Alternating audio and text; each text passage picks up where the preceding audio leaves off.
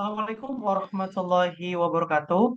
Selamat pagi, selamat siang, selamat sore, ataupun selamat malam dari Ibu Daru dan juga teman-teman. Kami dari kelompok 4. Di sini kami akan mempresentasikan hasil penelitian kami selama mengikuti mata kuliah modelan matematika. Di mana penelitian kami ini berjudul Peramalan Nilai Tukar USD terhadap rupiah menggunakan metode Fuzzy Time Series Smart of Chain atau FTSMC dengan pendekatan one step forecasting. Di mana di sini kelompok kami itu kelompok 4 terdiri dari Muhammad Ilyas Suud, Muhammad Fikri Aski, dan saya sendiri yaitu Muhammad Fadila Gimnasia. Nah, kita akan berangkat terlebih dahulu ke nomor satu yaitu pendahuluan. Nah, seperti yang kita ketahui bersama dalam konteks makroekonomi, fluktuasi nilai tukar USD terhadap rupiah memiliki dampak yang sangat langsung terhadap stabilitas makroekonomi dan laju inflasi, terutama di dalam sistem perekonomian terbuka. Kestabilan ekonomi inilah yang pada akhirnya menuntut kita untuk memiliki estimasi pergerakan masa depan yang harus sangat presisi. Namun, menggunakan pada tahun waktu terbun time series nilai tukar rupiah, nilai tukar itu tidaklah sederhana. Terdapat tiga karakteristik utama pada data nilai tukar yang sangat menyulitkan jika kita hanya bergantung pada metode statistik yang konvensional. Nah, ketiga karakteristik tersebut yaitu yang pertama tingkat non-linearitas yang tinggi, yang kedua yaitu sifat data yang tidak stasioner atau non-stasioner, yang ketiga, adanya ketidakpastian historis yang tinggi atau high uncertainty.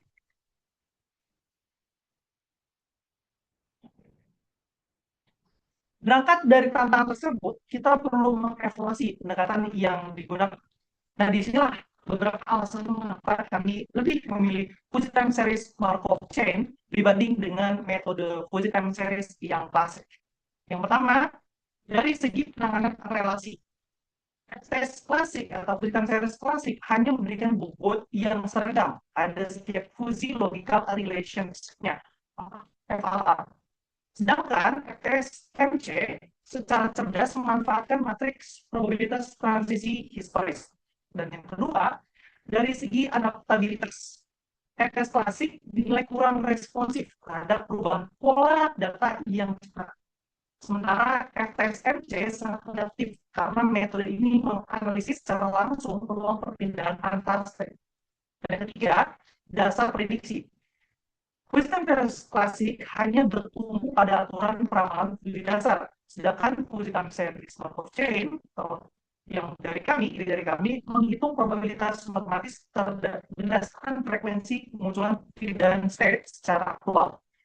Kesimpulannya, FSMC terbukti mampu mengelola volatilitas ekstrim secara matematis tanpa memerlukan asumsi statistik yang ketat seperti pada model konvensional. Lalu kita akan lanjut ke bab 2, yaitu metode penelitian. Nah, pada bagian spesifikasi data dan variabel observasi, sumber data yang kami gunakan ini yaitu data sekunder harian nilai tukar USD terhadap IDR ataupun rupiah. Data ini kami peroleh dari portal finansial terpercaya, yaitu investing.com. Nah, untuk proses analisis, kami melakukan partisi waktu menjadi dua bagian utama. Yang pertama tentunya harus ada data training ya, atau data pelatihan. Di sini mencakup dari data training, yaitu daripada periode observasi dari tanggal 1 Januari 2024 hingga 31 Desember tahun 2024. Lalu tentunya pasti ada data testing ya, data pengujian untuk FSMC nanti. Itu mencakup waktu dari 1 Januari 2025 hingga 25 Maret 2025. Terkait karakteristik analisisnya, penelitian ini murni menggunakan analisis runtun waktu univariat, di mana seluruh manipulasi data secara komputasional dilakukan melalui konversi numerik ke dalam tipe float untuk mempermudah perhitungan sistem. Nah, selanjutnya ini akan dijelaskan oleh rekan saya. Baik, selanjutnya kita akan beralih ke slide 7 yang akan membedah perancang bangun dari model yang kami kembangkan ini. Yang pertama, proses ini bermula dari tentunya pengumpulan data historis nilai tukar USD IDR melalui webinvesting.com. Lalu langkah esensial pertama yang kami lakukan setelah data terkumpul adalah merumuskan himpunan semesta. Di sini kami melakukan penyesuaian analitis berupa penambahan rentang batas sebesar 1% pada nilai minimum dan nilai maksimumnya. Nah, penambahan batas ini bukanlah tanpa alasan karena langkah ini sangat krusial agar seluruh observasi ekstrim di masa depan dapat tercakup dengan baik tanpa menyebabkan kebocoran data ataupun data leak. Nah, setelah semesta pembicaraan yang ditetapkan, kami mendefinisikan jumlah dan panjang interval fusinya. Kami menggunakan pendekatan quantile-based partitioning, yaitu untuk mempartisi data menjadi 450 interval. Pendekatan kuantil ini kami pilih secara spesifik untuk memastikan distribusi observasi yang seimbang pada setiap intervalnya. Dan juga untuk mencegah penumpukan data pada satu state tertentu, sehingga kurangnya interval-interval yang kosong. Nah, tahap selanjutnya, setelah itu kita akan melakukan pembentukan himpunan fusi dan proses fusifikasi, di mana nilai numerik aktual dari data historisnya ditransformasikan ke dalam state linguistik. Jadi dari data awal angkanya dirubah ke suatu state. Dari hasil fusifikasi ini, kami identifikasikan setiap fungsi logical relationship sesuai dari data historisnya, yang kemudian ditransformasikan secara matematis menjadi matriks transisi Markov yang bersifat probabilistik. Nah, matriks inilah yang menjadi mesin pendorong utama dalam proses peramalan atau forecasting dalam penelitian kami. Tentu saja sebuah arsitektur model memerlukan sistem kontrol kualitas atau evaluasinya. Nah, setelah peramalan dilakukan, kami melakukan evaluasi kinerja model menggunakan metrik MAPE dan RMSE. Nah, sistem ini tentunya dirancang secara iteratif jika hasil prediksi dievaluasi sebagai kurang baik atau dikatakan masih jelek akurasinya, maka algoritma akan melakukan looping atau berputar kembali ke atas menuju simpul A. Bisa kita lihat untuk mengulangi proses penyesuaian dari tahap fusifikasi ya. Jadi kita evaluasi ulang mulai dari tahap fusifikasinya gitu. Sampai nanti akhirnya mendapatkan target hasil yang mencukupi gitu. Namun jika hasil prediksinya menunjukkan performa yang baik, model akan masuk ke tahap validasi akhir. Nah, pada tahap penutup ini kami membandingkan error dari data training dan data testing untuk mencegah overfitting. Langkah komparasi ini merupakan prosedur wajib untuk mendeteksi overfitting tadi, sehingga model dipastikan memiliki kemampuan generalisasi yang tinggi sebelum proses dinyatakan selesai. Bisa next. Selanjutnya ada formulasi matematis probabilitas transisi. Nah, ini ada LI plus UI bagi 2, yaitu perhitungan untuk nilai tengah interval sebagai representasi numerik defusifikasi. LI itu maksudnya lower datanya, jadi data minimum pada state-nya, pada intervalnya, ditambah upper data maksimum pada intervalnya dibagi 2. Itu akan menghasilkan nilai tengah pada intervalnya. Lalu yang kedua ini ada FIJ bagi sigma FIJ. Yakni ini merupakan kalkulasi elemen matriks transisi probabilitasnya. Jadi untuk pengisi nilai-nilai elemen di matriks transisi probabilistiknya. Seperti itu. Lalu yang terakhir ada XT min XT bar per XT. XT bar ini, XT topi ini itu merupakan prediksinya. Jadi ini merupakan rumus MAPE-nya atau RMSE-nya. Seperti itu. Oke, bisa next. Selanjutnya kita bahas ke bab 3, yaitu hasil dan pembahasan.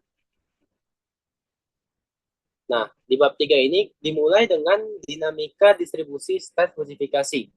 Dari grafik sebaran indeks interval ini bisa kita lihat dari grafiknya, terlihat bahwa pembagian data ke dalam 450 interval fusi telah berhasil menangkap dinamika pergerakan nilai tukar dengan cukup presisi. Nah, dapat diamati pula bahwa indeks stat mengalami fluktuasi yang dinamis. Namun, hal ini dicapai tanpa menghilangkan pola utama dari tren historis nilai tukarnya. Sehingga dapat dikatakan persebaran ini cukup dapat merepresentasikan dari persebaran data historisnya gitu.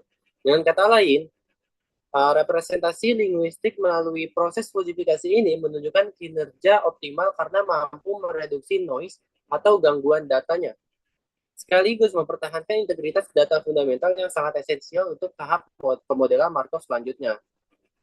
Mungkin bisa next. Nah, selanjutnya kita masuk ke analisis probabilitas matriks transisi Markov-nya. Dilihat, bisa dilihat dari grafik heat map-nya, karakteristik visual yang paling menonjol itu pada matriks ini adalah terjadinya konsentrasi yang diagonal. Bisa kita lihat itu datanya itu diagonal, nyamping ke bawah ya, kiri bawah, kanan bawah ke kiri atas. Di mana sebagian besar probabilitas transisi berpusat dengan padat di area diagonal utamanya. Nah, fenomena ini artinya apa? Yaitu mengindikasikan adanya transisi yang bersifat gradual. Artinya, perubahan nilai tukar harian USD terhadap rupiah cenderung bergerak secara incremental menuju state yang berdekatan. Sangat jarang terjadi lompatan ekstrim dalam satu langkah waktu tunggal. Misal, awalnya di state 1, tiba-tiba langsung ke state 440, itu sangat jarang terjadi. Karena berdasarkan dari heat map-nya ini, transisinya itu sangat berdekatan. Jadi pada model kami, misal data 1 itu state 1, data 2-nya itu kemungkinan antara state 2 atau enggak state 3. Jadi cukup berdekatan gitu. Itu merupakan representasi dari heat map grafik ini gitu. Mungkin bisa next. Nah, untuk selanjutnya bisa dijelaskan oleh teman saya, Fitri. Baik, selanjutnya setelah terdapat analisis dari matriks transisi Markov chain yang telah dibangun sebelumnya, kita dapat melakukan peramalan dengan one step forecasting dengan cara melakukan fuzzy relationship. Nah, jadi bagaimana cara model ini bekerja untuk meramalkan nilai peramalan? Nah, jadi di sini dapat kita lihat pada garis putus-putus yang merah ini adalah nilai dari ramalan kita, forecastnya. Nah, dapat kita lihat kalau nilai ramalan kita dengan nilai data yang kita uji itu memiliki pola stasionaritas yang cukup mirip, jadi cenderung dia naik. Nah, hal ini juga sangat masuk akal karena pada sebelumnya yang teman saya Ilya sudah jelaskan, hal ini terjadi karena pembagian state-nya itu cukup besar, sebanyak 450 state, sehingga perpindahan antar state-nya itu cenderung berdekatan. Oleh karena itu, model yang kami bangun itu memiliki pola yang cukup mirip dengan data uji kita atau data aktual yang kita gunakan. Nah, di sini dapat kita lihat juga, ini adalah 10 hari pertama data forecast dengan data aktualnya. Dapat dilihat di sini perbedaannya itu cukup dikit atau tidak terlalu banyak. Hal ini juga sangat mungkin terjadi karena perpindahan state-nya itu tidak terlalu meledak atau tidak terlalu jauh dalam melakukan perpindahan. Boleh next. Oke, boleh next. Oke, selanjutnya evaluasi model stabilitas. Jadi di sini kita melihat residual atau jarak atau bisa dibilang selisih antar nilai aktual dan nilai forecast. Yang di atas adalah residu atau selisih antar nilai forecast dan nilai dari aktualnya. Dapat dilihat kalau nilainya tuh cenderung tidak terlalu jauh dengan garis awal atau garis nolnya. Mayoritas residual berpusat pada garis nol yang seperti saya jelaskan, tidak ada bias sistematis dan menegaskan kemampuan generalisasi model terhadap data baru. Nah, di sini adalah korelasi. Yang kedua adalah grafik dari korelasi linear. Nah, korelasi yang didapati adalah korelasi yang cukup positif dengan data aktual meningkat, kurva prediksi secara konsisten juga bergerak searah. Jadi dari sini kita bisa lihat kalau model yang kita berikan juga itu punya korelasi yang positif. Jadi nilai aktual dan nilai forecastnya itu memiliki korelasi yang cukup positif sehingga dapat menyimpulkan kalau model yang kita gunakan tuh cukup konsisten dengan pergerakan nilai dari aktualnya. Next. Baik, selanjutnya itu adalah kesimpulan dari hasil pemodelan kita. Oke, dapat dari hasil pemodelan kita mendapatkan mapa yang sangat kecil, tidak mencapai 1% atau 0,3475%. Akurasi peramalan ini sangat tinggi karena nilainya berada jauh di bawah ambang batas kritis dari standar MAPE dengan model yang bagus, yaitu 10%. Dan RMSE itu sebesar 111,776. Ini artinya apa? Jadi nilai dari ramalan kita itu hanya berbeda 111 poin atau 111 rupiah dari nilai aktual dan nilai forecastnya. Jadi nilai forecast kita itu hanya paling mungkin meleset 111 poin dari nilai rata-rata forecast kita. Nah, kesimpulannya apa? Metode FTSMC itu secara empiris terbukti sebagai instrumen analitik yang cukup superior untuk memprediksi data ekonomi finansial. Konstruksi matriks transisi probabilistik ini memungkinkan sistem beradaptasi dengan volatilitas dan perubahan lokal secara presisi. Namun dapat kita perhatikan juga karena pemodelan ini hanya berfokus pada pergerakan data dan bagaimana cara data itu bergerak dari satu state ke state lainnya. Kita juga harus memperhitungkan faktor lain atau variabel lain, yaitu seperti faktor geopolitik dan lain-lain. Next. Baik, sekian dari kelompok kami, kurang lebihnya mohon maaf. Terima kasih Bu Daru setelah menyempatkan untuk menonton video kami, dan terima kasih untuk pengajarannya. Sekian dari kami kelompok 4. Wassalamualaikum warahmatullahi wabarakatuh.